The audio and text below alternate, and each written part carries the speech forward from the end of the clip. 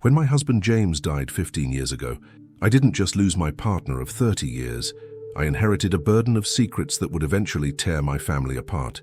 My name is Elizabeth Carson, and at 62, I've learned that sometimes a mother's love isn't enough to protect her children from themselves. I remember the day James told me about the watches. It was 3 months before the cancer took him. We were sitting in our bedroom, the afternoon light streaming through the curtains, casting long shadows across the hardwood floor. James had always been a collector, stamps, coins, first editions, but the watches were special. "Lizzie," he said, his voice barely above a whisper, "the collection is worth more than the house, more than everything we own combined." I didn't believe him at first. The antique watches had been passed down through his family for generations, with James adding significant pieces throughout our marriage. To me, they were beautiful objects in a glass case that he would take out and clean religiously every Sunday. But worth millions, it seemed impossible. "When I'm gone," he continued, taking my hand in his, "don't tell Amanda. Give them to Thomas. He'll understand their value, their history." He coughed, a harsh sound that rattled in his chest. "Amanda, she's too much like her grandfather. Money burns holes in her pockets." I promised him I would honor his wishes, though it broke my heart to keep secrets from my daughter. But James knew our children better than anyone. Thomas, our son, had inherited his father's patience and appreciation for craftsmanship. Amanda, our headstrong daughter, had always been impulsive, driven by appearances rather than substance. For 15 years I kept that promise. The watches remained in a safe deposit box at the bank, their value increasing year after year. I lived modestly in our family home, making do with James's life insurance and my small pension from 30 years as a school librarian. To my children, I was just Mom, the woman who cooked Sunday dinners and remembered birthdays, who babysit grandchildren and hosted holidays. In Amanda's eyes, particularly as she climbed the corporate ladder and married Richard, I became increasingly irrelevant, a relic from another time when women stayed home and men provided. "Mom, you really should consider selling the house," Amanda would say during her monthly visits. "It's too big for you and the maintenance costs must be draining your savings." What she didn't know was that the house was paid for thanks to James's foresight. What she didn't understand was that my simple lifestyle wasn't from necessity, but choice. The watches could have bought me a penthouse in Manhattan or a villa in France, but I had everything I needed right here. Thomas visited less frequently. His job as a museum curator kept him traveling internationally, but our weekly phone calls sustained me. Unlike his sister, he never questioned my choices or suggested I wasn't living up to my potential. He understood the value of quiet dedication. "Did you get the book I sent, Mom?" he'd ask. "It's about the history of Swiss watchmaking. I thought you might find it interesting." I read every book he sent, preparing in my own way for the day I would fulfill James's wish. Thomas never asked about his inheritance, never hinted at expectations. His passion for preservation and history was genuine, not driven by financial gain. The invitation to Amanda's second wedding arrived on a Tuesday in spring. Her first marriage to a college sweetheart had lasted less than 2 years. This time she was marrying Richard Harmon, a financial advisor with a winning smile and a reputation for high-risk investments. "It's going to be the event of the season, Mom," Amanda gushed over the phone. "We've booked the Hamilton Hotel Ballroom, 300 guests. You'll need something appropriate to wear, of course, nothing homemade." The slight pause before homemade made my stomach clench, but I smiled into the receiver. "I'll find something suitable, dear," I promised. The months leading up to the wedding were a whirlwind of fittings, tastings, and endless discussions about flower arrangements and seating charts. Amanda had always been detail-oriented to the point of obsession, but the wedding planning revealed a side of her I hadn't seen before, demanding, dismissive, and increasingly critical of my contributions. "Mom, this isn't the 1980s. No one wants hand-embroidered handkerchiefs as wedding favors," she'd snap when I offered suggestions. Or, "Don't worry about the finances. Richard and I have it under control. Just focus on showing up on time." Each dismissal stung, but I reminded myself that wedding planning is stressful. My daughter was under pressure. Things would return to normal after the ceremony. The night before the wedding, Thomas arrived from Berlin. We sat in the kitchen drinking tea, just like when he was a teenager struggling with homework. "How are you holding up?" he asked, his eyes studying my face in that thoughtful way of his. "I'm fine, sweetheart. Just a little tired from all the excitement." He reached across the table and squeezed my hand. "Mom, I know Amanda can be difficult, But she loves you, in her own way. I nodded, not trusting myself to speak. We both knew Amanda's love came with conditions. Conditions I was finding increasingly difficult to meet. "Dad's watches," Thomas said suddenly, changing the subject. "Have you decided what you're going to do with them?"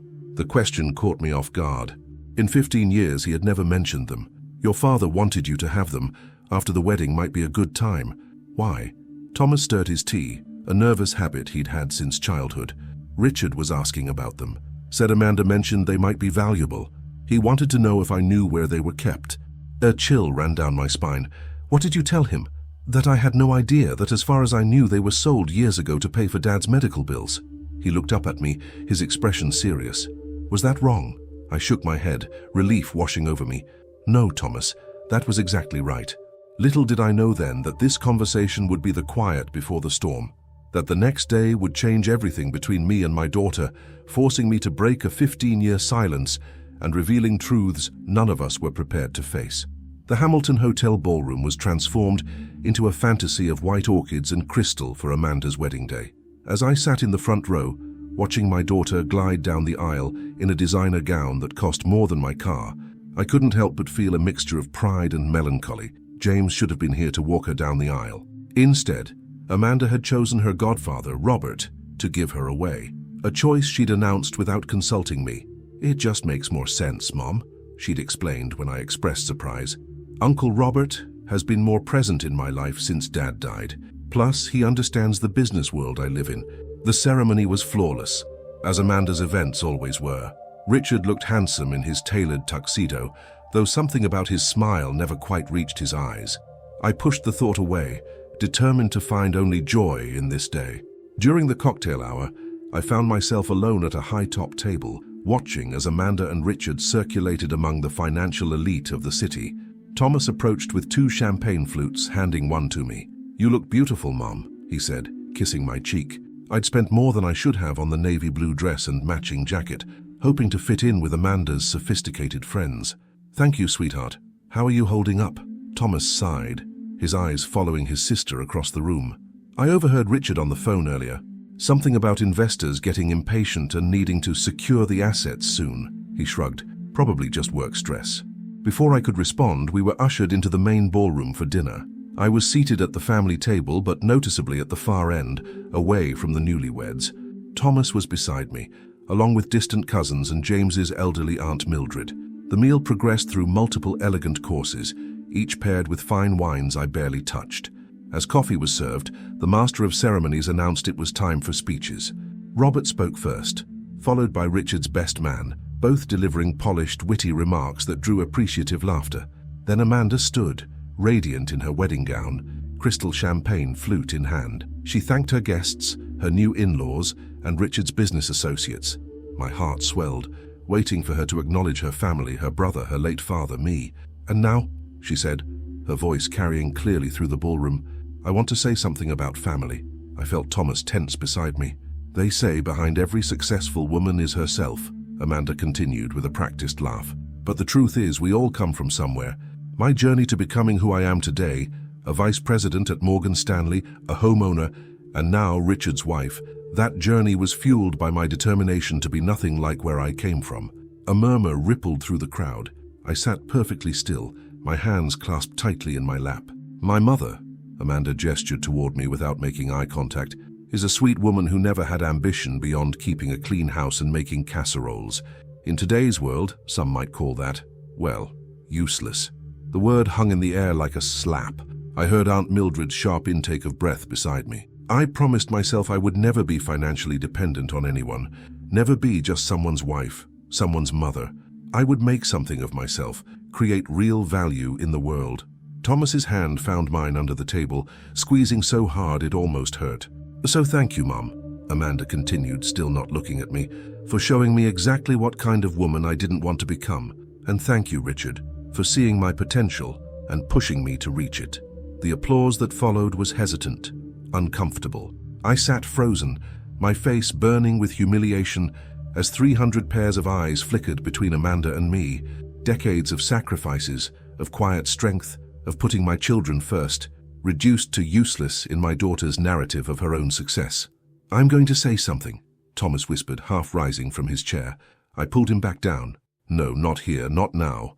The rest of the evening passed in a blur. I smiled mechanically when required, danced one obligatory dance with Robert, and avoided the pitying glances from guests who had witnessed my public dismissal.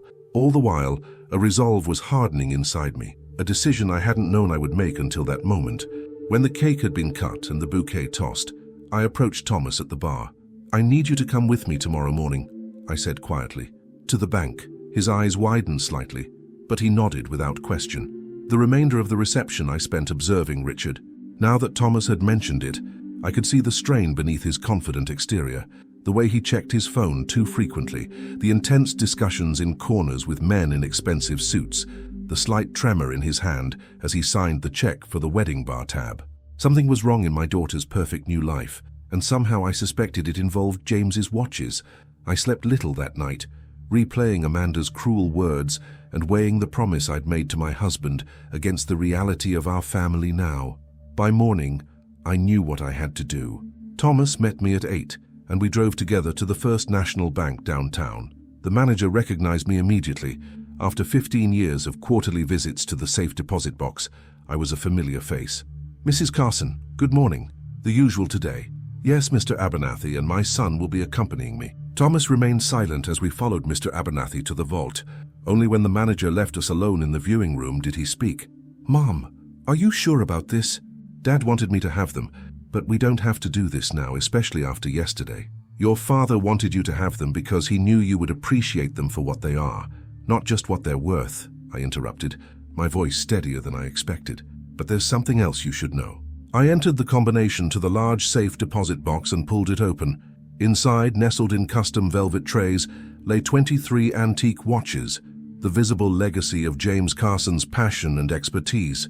Thomas's breath caught. I knew Dad collected, but I never realized. These aren't just collectibles, Thomas. I carefully lifted the first tray. Your father was a silent partner in one of Switzerland's oldest watchmaking houses. These are prototypes, one-of-a-kinds, pieces that never went into production. The Patek Philippe alone is valued at $1.2 million. His eyes widened. Million, as in dollars. The entire collection was appraised last year at just over $17 million, and it's all yours as of today. Thomas staggered back slightly, bracing himself against the table. Mom, I can't. Why didn't you ever tell me? Because your father asked me not to until the time was right. I met his eyes steadily. And because I knew that once Amanda found out, she would never forgive either of us. Understanding dawned on his face. Richard's financial troubles, the questions about the watches, they weren't just curious. They're desperate. I nodded grimly. I think it's time we find out exactly what your sister has gotten herself into. But first, we need to secure these properly in your name. 3 hours later, the transfer was complete. The watches were moved to a new safe deposit box under Thomas's name, with me as the only authorized co-signer. We had lunch at a quiet cafe afterward, discussing next steps. Amanda will be furious when she finds out, Thomas said, pushing his salad around his plate. Yes, I agreed simply. But I'm done being the useless old woman who makes casseroles. It's time your sister learned the truth about her parents, all of it. What I didn't say was how deeply Amanda's words had wounded me.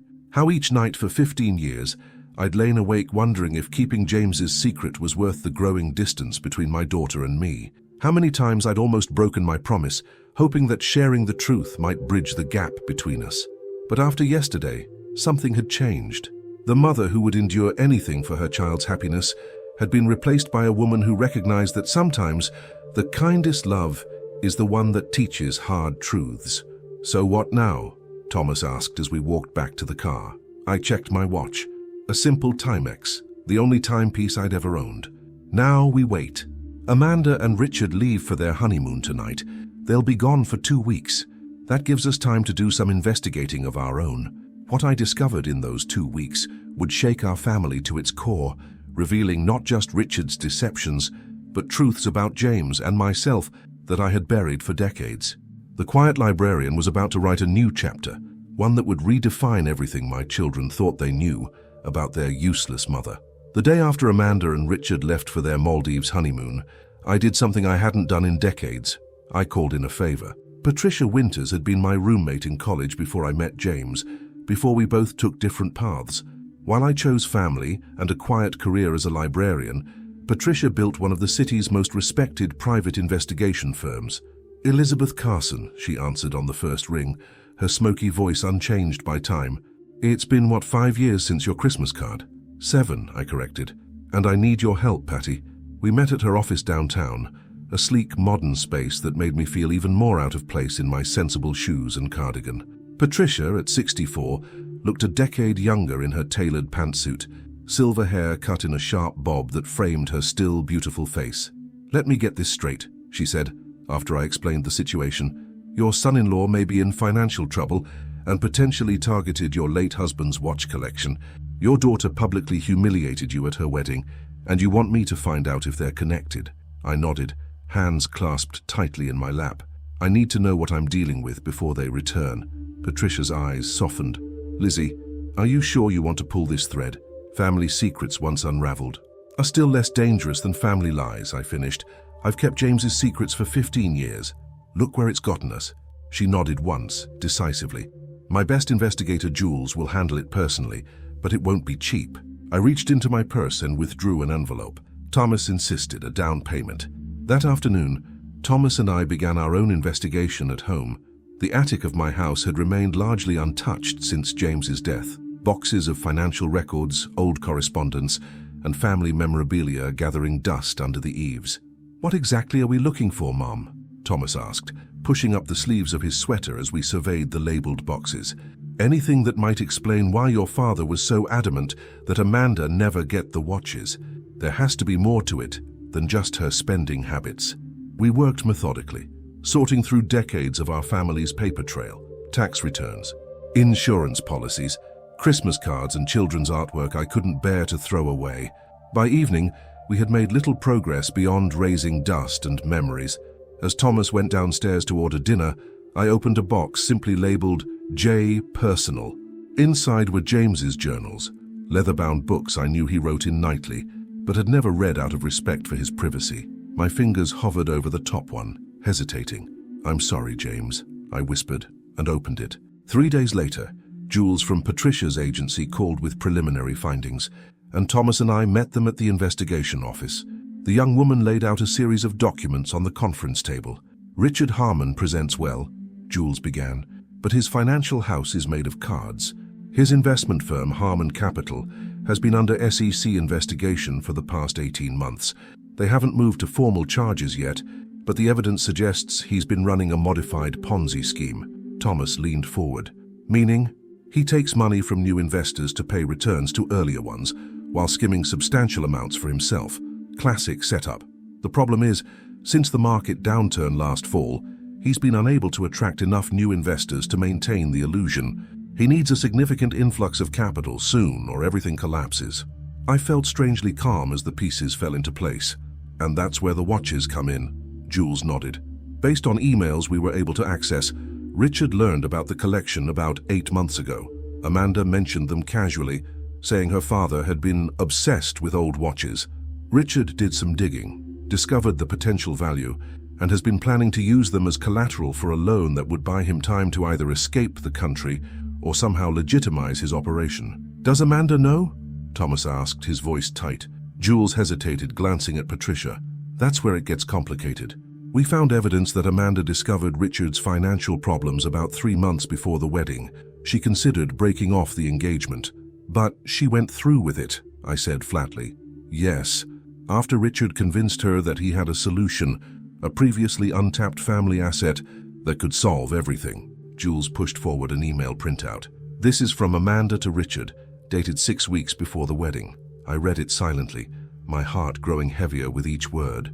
Richard, I've thought about what you said. If Mom has been hiding Dad's watches all these years while pleading poverty and making me feel guilty for my success, then she deserves this. Thomas always was her favorite anyway. I'm tired of her passive-aggressive martyrdom. The collection should have been liquidated and split between us years ago. Do what you need to do. Just make sure there's nothing that can come back on us legally. I'll handle Mom and Thomas. Thomas read over my shoulder, his face paling. She knew. She helped plan this. I carefully placed the email back on the table. And the speech at the wedding was likely meant to further isolate you, Patricia finished gently. make you seem unreliable, unstable even, should you raise concerns later about the watches going missing.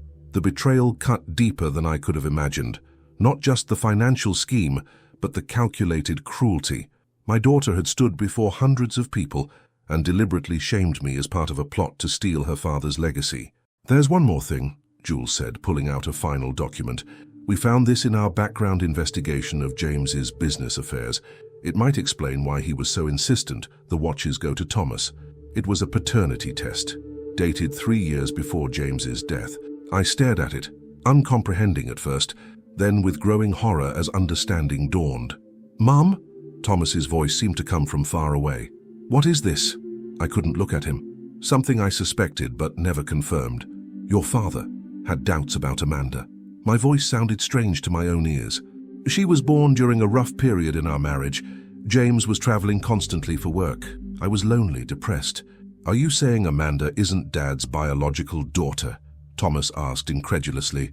"I never knew for certain. We never discussed it directly. I thought James had made peace with it, had chosen to be her father regardless." I looked up at my son, seeing the shock in his eyes.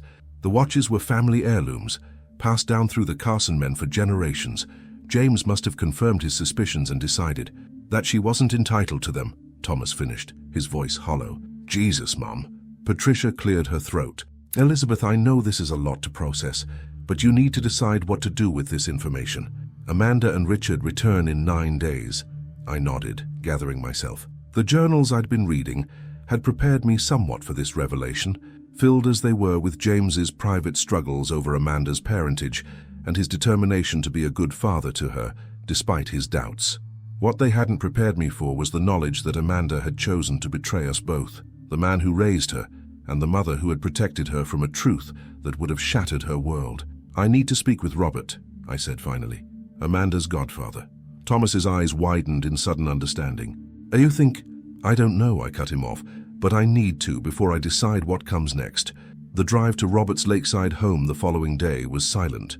Thomas had insisted on accompanying me, though I'd offered to go alone. Robert Winters, Patricia's ex-husband and James's former business partner, had remained a fixture in our lives even after his divorce and the dissolution of the business partnership. He had been especially close to Amanda, mentoring her career, walking her down the aisle. Robert answered the door himself, surprise evident on his still handsome face. "Elizabeth? Thomas? This is unexpected. We need to talk, Robert," I said quietly. "About Amanda." His expression shifted subtly, wariness replacing surprise. "Come in." Seated in his expensively appointed living room, I wasted no time. "Did you know what Richard was planning? With James's watches?" Robert's poker face was impressive, but I'd known him for 40 years. The slight tightening around his eyes gave him away. "I'm afraid I don't—" "Don't," Thomas interrupted. "We know everything. The SEC investigation, Amanda's involvement. We have the emails." Robert sighed, reaching for the crystal decanter on the side table and pouring himself a generous measure of scotch without offering us any. "What do you want, Elizabeth?" I pulled out the paternity test and placed it on the coffee table between us. "The truth, all of it." The color drained from Robert's face as he stared at the paper. "Where did you get that?" "James kept it, along with journals documenting his suspicions about Amanda's parentage, about your continued involvement in her life, about the mysterious deposits into her college fund that didn't come from us." I leaned forward. "I've spent 15 years honoring my husband's wishes, protecting his legacy, and Amanda's feelings. Now I find she's been plotting to steal from her brother and humiliate me publicly. I deserve the truth." Robert downed his scotch in one swallow. "It wasn't an affair, not really, just one night. James was in Switzerland for 3 months. You were struggling with depression after the miscarriage. I came over to fix that leaky faucet, brought dinner." He shook his head. "We both regretted it immediately. Neither of us ever told James, but he figured it out," Thomas said flatly. "Apparently." Robert's shoulders slumped. "I swear I didn't know about Richard's scheme. Amanda mentioned he was having some business troubles, but nothing about watches or fraud. I studied him, this man who had been part of our family's orbit for decades." "I believe you," I said finally, "but I need your help now." When I outlined my plan, both men stared at me as if seeing me for the first time. Perhaps they were. The quiet, accommodating Elizabeth they knew had been replaced by someone else. Someone forged in the fire of betrayal and the cold clarity of truth. "Mum, are you sure about this?" Thomas asked when we left Robert's house. "It will destroy her."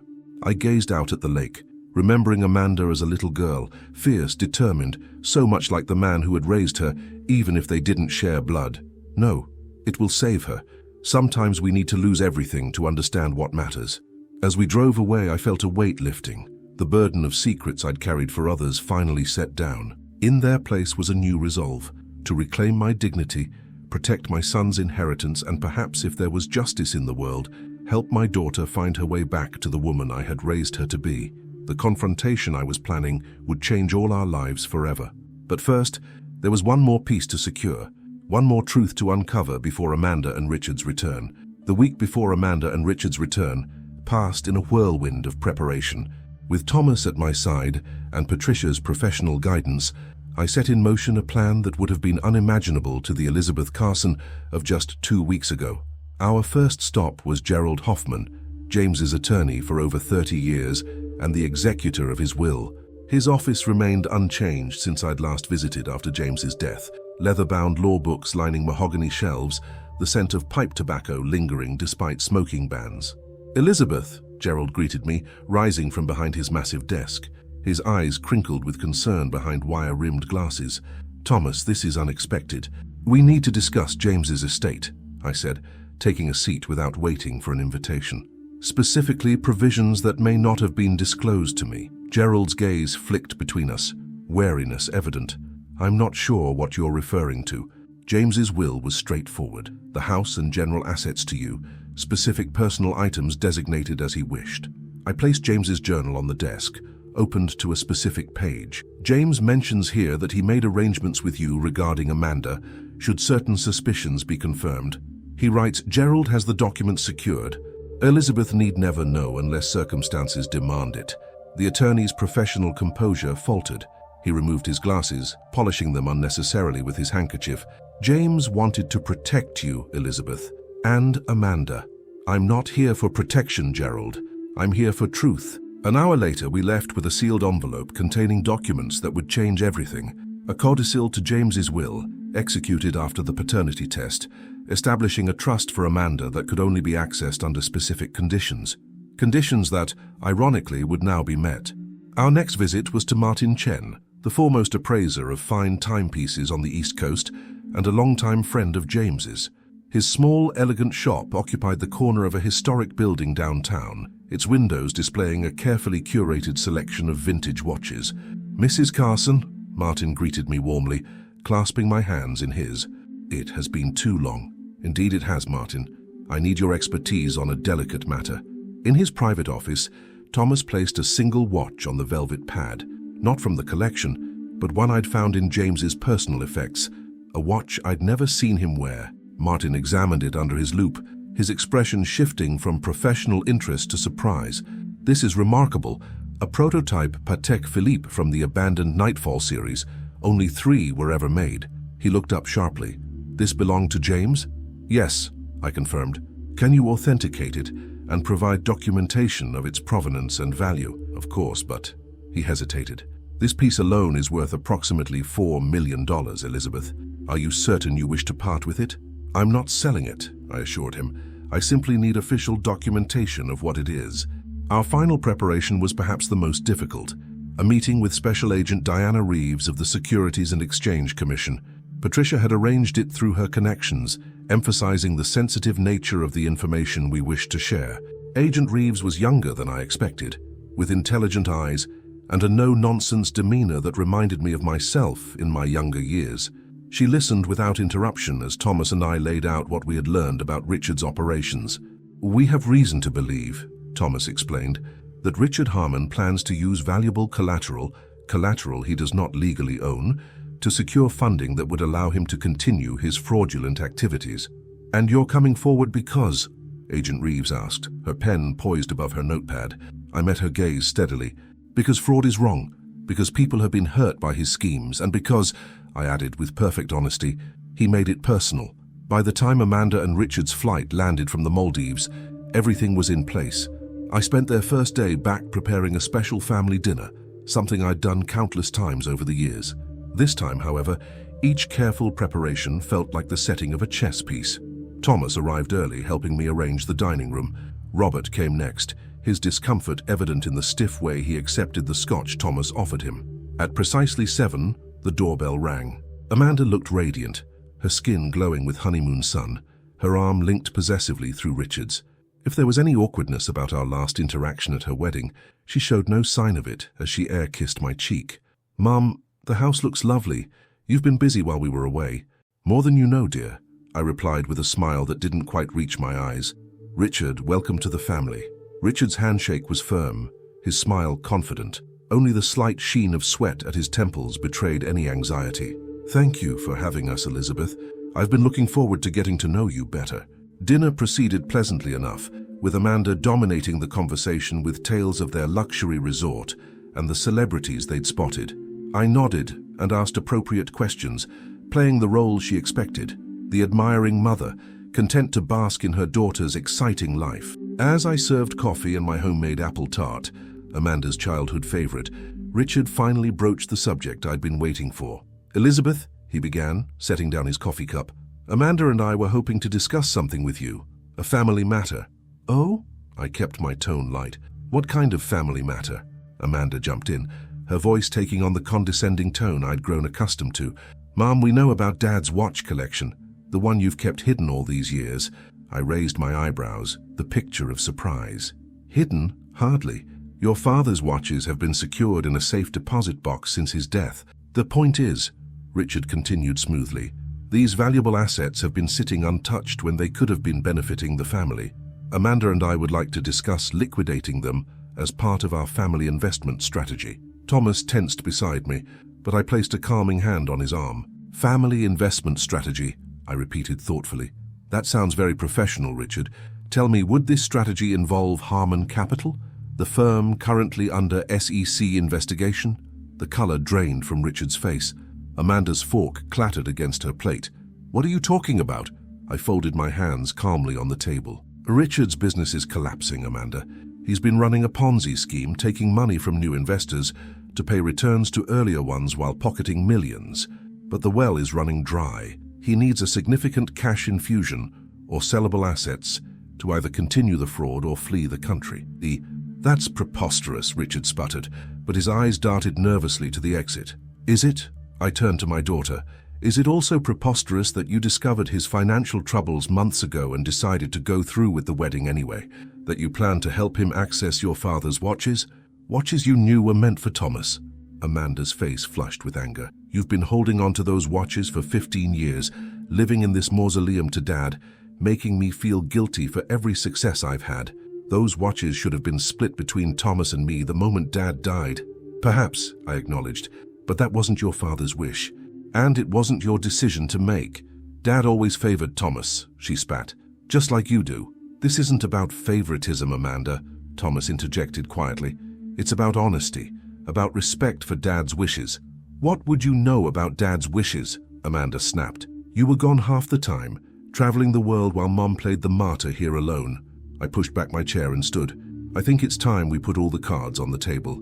I walked to the sideboard and retrieved the envelope Gerald had given me, along with a small box. "Your father left specific instructions regarding his collection, Amanda. Instructions I've honored for 15 years. I opened the envelope and passed her the codicil to James's will. She scanned it, her expression shifting from anger to confusion. "I don't understand," she said finally. "What trust? What conditions?" "Your father had doubts, Amanda, about your parentage." The words hung in the air like shattered glass. Amanda's eyes flew to Robert, who couldn't meet her gaze. "That's a lie," she whispered, but the uncertainty in her voice betrayed her. I shook my head sadly. "I wish it were. James had a paternity test done 3 years before he died. He never told me the results, but he made arrangements. The watches were Carson family heirlooms, passed through the male line for generations. He designated them for Thomas, but he created a separate trust for you, one that could only be accessed if you were ever in dire financial need or if the truth of your parentage came to light." "So he knew," Amanda said numbly. "He knew I wasn't his." "What he knew," I said gently, "was that he loved you regardless. He raised you. He was your father in every way that matters." Richard, seeing his plan crumbling, reached for Amanda's arm. "We need to go now." "Sit down, Richard," Thomas ordered. "You're not going anywhere except to meet with Agent Reeves tomorrow morning." "You can't prove anything," Richard hissed, desperation evident in his voice. "Actually, we can," I said, opening the small box to reveal the Patek Philippe prototype. This watch was a gift to James from his mentor. It's worth approximately $4 million. He left it to me personally, not as part of the collection. I looked at Amanda. "I planned to give it to you as a wedding gift before I learned what you and Richard were planning." Amanda stared at the exquisite timepiece, tears welling in her eyes. "Mom, I didn't—" "You called me useless," I interrupted, my voice finally betraying the hurt I'd carried since the wedding. "In front of hundreds of people. You dismissed 30 years of my life as worthless because I chose to be a wife and mother instead of a corporate success story, and all the while you were plotting to steal from your brother." "I was angry," Amanda whispered. "I found out Richard was in trouble, then discovered Dad had left everything valuable to Thomas. It felt like my whole life I'd never been good enough for either of you. So you decided to take what wasn't yours," Thomas said flatly. Amanda looked at Richard with new eyes, seeing beyond the charming facade to the desperate man beneath. "What exactly did you do? With the investments?" Richard's jaw clenched. "It's complicated. Market conditions changed. I had to make adjustments to protect our investors." "He stole from them," I clarified. "And he was planning to use you to steal from us." Robert finally spoke, his voice heavy with regret. "Amanda, what your mother isn't saying is that she's been protecting you your entire life, from the truth about me, from the consequences of your own actions. Maybe too much." "You?" Amanda turned to him, realization dawning. "You're my biological father." He nodded once, unable to speak further. The room fell silent as Amanda absorbed the truth that had been hidden from her for decades. Richard used the moment to make one last desperate play. "Elizabeth," he said, his tone suddenly conciliatory, "surely we can work something out, for family's sake. I made some bad decisions, but with the right backing I can make it right. The watches could be used as collateral temporarily." "The watches," I interrupted firmly, "are now legally Thomas's. They were transferred last week, and tomorrow morning, Agent Reeves will be meeting with all of us to discuss your business practices." Richard's face contorted with rage. "You stupid old woman, you have no idea what you've done." "On the contrary," I replied calmly, "I know exactly what I've done. I've protected my family, including Amanda, from a con man who would have destroyed all our lives for his own gain." What happened next occurred so quickly that later, when giving statements to the police, none of us could agree on the precise sequence of events. Richard lunged across the table toward me. Thomas moved to intercept him. Amanda screamed. Robert upended his chair as he stood. And somewhere in the chaos, Richard's elbow connected with the priceless Patek Philippe, sending it crashing to the hardwood floor. The sound of shattering crystal seemed to freeze time itself. We all stared at the damaged watch, a metaphor for our broken family lying between us. Then, unexpectedly, Amanda began to laugh, a harsh, brittle sound that transformed into sobs as she sank to her knees beside the broken timepiece. "It's over," she whispered. "All of it. My marriage, my career, my entire identity." I knelt beside her, gathering the watch carefully. "No, sweetheart, it's just beginning." The family dinner that had begun as my carefully orchestrated revenge had transformed into something else entirely, the painful first step toward healing truths long buried and wounds festering beneath the surface of our perfect family facade. As Richard was escorted out by Thomas and Robert, his threats and protestations falling on deaf ears, I sat with my daughter, this complex, wounded woman who was and would always be my child, regardless of blood, and began the conversation we should have had 15 years ago. "Tell me everything," she said finally, wiping her tears. "About Dad, about Robert, about who you really are, Mom." And so I did, as the night deepened around us and the broken watch ticked faintly between us, marking the moments of our new beginning. The morning after our confrontation, I awoke to find Amanda asleep on our living room sofa, curled into herself like she used to do as a child. I stood watching her for a moment, seeing past the sophisticated executive to the little girl who once chased butterflies in our backyard, who cried when James taught her to ride a bicycle and she fell, who declared at age 7 that she would someday be the boss of everything. The coffee was just finishing when she stirred, disoriented at first, then remembering as reality crashed back. Her eyes met mine across the room, red-rimmed but clearer than they had been in years. "There's fresh towels in the guest bathroom," I said simply. Breakfast in 15 minutes. We moved around each other cautiously that morning, like dancers relearning a forgotten routine. Thomas arrived as I was setting out plates, dark circles under his eyes testifying to his own sleepless night. He kissed my cheek, then turned to his sister with an expression I couldn't quite read. Not forgiveness, not yet, but something like understanding. "Richard's been arrested," he said without preamble. "Tried to board a flight to Cayman Islands at 4 this morning. Airport security was waiting." Amanda nodded, her face expressionless. "I'm not surprised." "We need to leave for the SEC offices by 9, I reminded them both, placing a platter of blueberry pancakes, another childhood favorite, on the table. Agent Reeves was very clear about the time.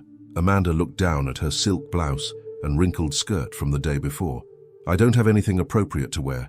"Third drawer in the guest room dresser," I replied. "I kept some of your old things." Her surprise was evident. "From college? And after.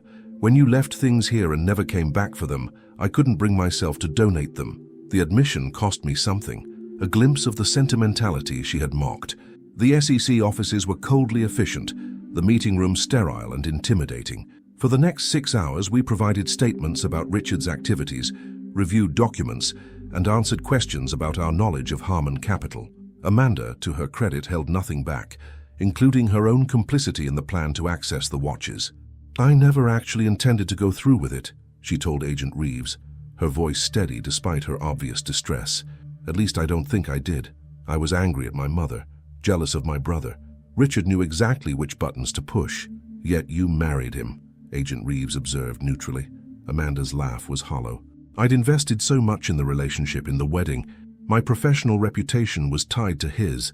Walking away seemed impossible." She shook her head. "That sounds pathetic, doesn't it?" "It sounds human," I said quietly. It was the first time I'd interrupted the questioning. Agent Reeves's eyes softened momentarily before she continued. "Mrs. Harmon?" "Carson," Amanda corrected firmly. "I'll be going back to Carson." "Ms. Carson, then. Based on what you've told us and the evidence provided by your mother and brother, we don't anticipate charging you as an accomplice.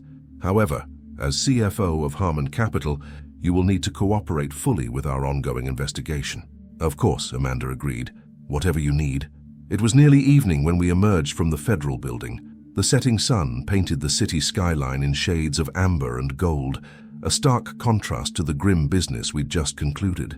"I could lose my license," Amanda said as we stood on the steps. "My job, everything I've worked for." "Yes," Thomas acknowledged. "You might." She looked at him, a flicker of the old defiance in her eyes. "And that makes you happy?" "No," he replied honestly. "It makes me sad that it came to this, that you felt you needed to measure your worth by your title and bank balance." I touched her arm gently. "Come home, Amanda. We have a lot more to talk about." The weeks that followed were painful in ways I hadn't anticipated. The media coverage of Richard's arrest and the collapse of Harmon Capital was relentless. Amanda's name was dragged through financial pages and gossip columns alike. She was placed on administrative leave from her position at Morgan Stanley, pending the outcome of the investigation. She moved back into her childhood bedroom, bringing only 2 suitcases of essentials and leaving the rest in the penthouse apartment she'd shared with Richard. The divorce proceedings began immediately, though they promised to be complicated by the criminal case. One evening, about a month after Richard's arrest, I found her sitting in James's study, holding the broken Patek Philippe watch. Martin Chen had declared it repairable, but had suggested we wait before restoration. "He wasn't really my father," she said without looking up, "yet he left me a trust fund I never knew about." I sat beside her on the leather sofa that still held the indentation from James's favorite spot. "He was your father in every way that matters, Amanda. He taught you to read, checked for monsters under your bed, cheered at your soccer games. But he knew. He had the test done. He had doubts," I corrected gently, "the kind that gnaw at a person over time, but knowing or suspecting changed nothing about how he felt about you." She turned the damaged watch over in her hands. "And you? Did you know?"